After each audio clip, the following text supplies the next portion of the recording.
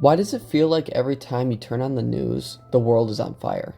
If you think about it, every headline is country collapsing, violence rising, travel warning, economic disaster, political chaos. Like, genuinely, think about that. When was the last time you saw a headline that said families laughing in Guatemala, kids playing soccer in Honduras, community gathers for dinner in China? You don't see that. You see collapse, crime, warnings, chaos, instability. And after years of that, it does something to you. You don't even consciously decide it, it just kind of settles in your brain. Outside equals dangerous. And I think that's one of the quietest lies we live with. Not because bad things don't happen, they do, everywhere, including where you live, but because we're only shown one slice of the story, the slice that keeps you watching.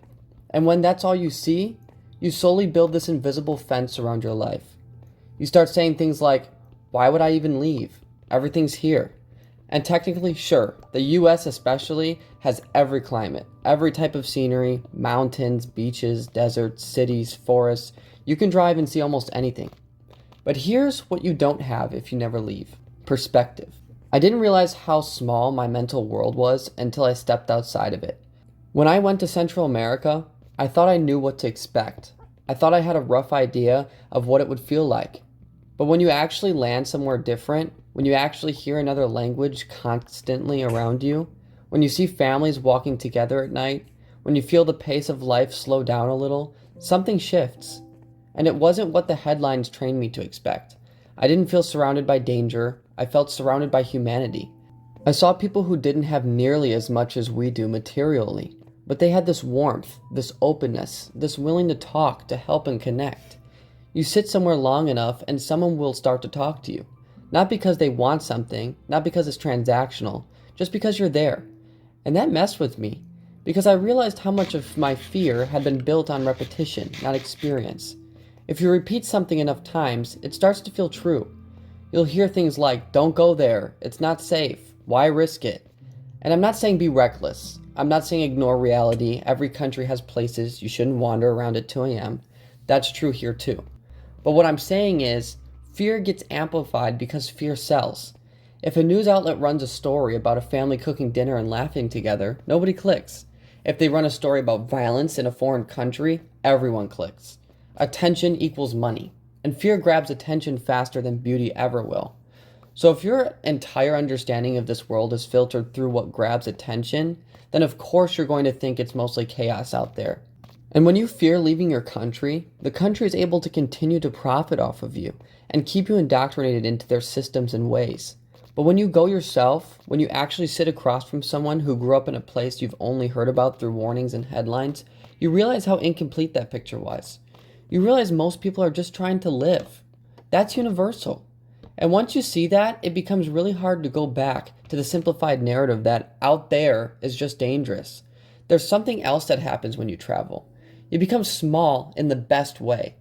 You realize you don't know everything. You realize your way of doing things isn't the only way. That your country's rhythm isn't the only rhythm. You hear different accents, and instead of sounding foreign, they start sounding beautiful. You taste food you can't pronounce, and it becomes normal by the third day. You walk through neighborhoods that don't look like home, and they stop feeling threatening and start feeling alive. And something opens up in you. It's like your brain stretches. You come back and you look at everything slightly different. You notice how insulated people are, how confident they are about places they've never been, how quick they are to dismiss entire countries based on a headline they saw 3 years ago. And you realize how easy it is to keep people inside their bubble. Comfort does most of the work. Fear finishes it. If you're comfortable and slightly afraid of what's outside your comfort zone, you'll probably stay. And your world will stay the size of your zip code. But when you leave, even once, something irreversible happens. You start asking, what else did I not know? You start wondering what's true and what's just repeated. You start craving that feeling of expansion again. It's not even about beaches or mountains, it's about exposure. When you've only ever lived in one system, one culture, you start assuming that's the default. But there is no default. There are just different expressions of humanity. And some of them might feel more aligned with your soul than you ever expected. When I went to Central America, what struck me wasn't just the scenery, even though that was something out of a postcard. It was the connection. People talked to each other. They didn't move like everyone was an inconvenience. There was music in the streets. There were families outside at night. And I remember thinking, why does this feel so different? Why does this feel so full? And it wasn't because it was perfect. It wasn't. No place is. It was because I had only been shown one narrative. And once that narrative cracked, I wanted to see everything. I wanted to go everywhere. Because the world stopped being this abstract, extremely dangerous place. It became real. And real is harder to fear. There's something powerful about sitting in a place where you don't fully blend in and realizing you're still welcomed. You're still human. You're still understood through smiles and gestures and broken phrases.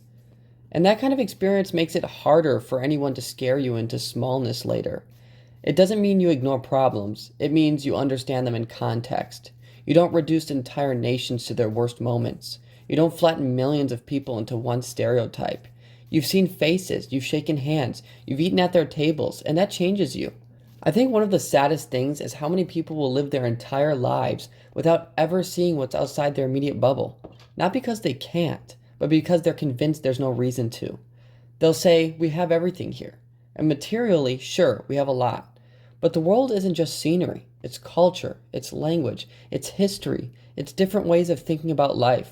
If you never expose yourself to that, your perspective gets stiff, and stiff perspectives are easy to steer. When your understanding of the world is secondhand, you're always reacting to someone else's framing. But when you've experienced it yourself, you start thinking independently. You start filtering information through memory instead of fear. And that's powerful. It's not about rejecting your country. It's about realizing there's more. More beauty than you were ever shown. More kindness that you never were warned about. More connection than you were ever led to expect. And once you see that, something in you refuses to shrink again. You don't want to live your whole life inside one version of reality. You want to see what else is true. So if you can travel, even once, even somewhere close, do it. Not to escape your life, but to expand it.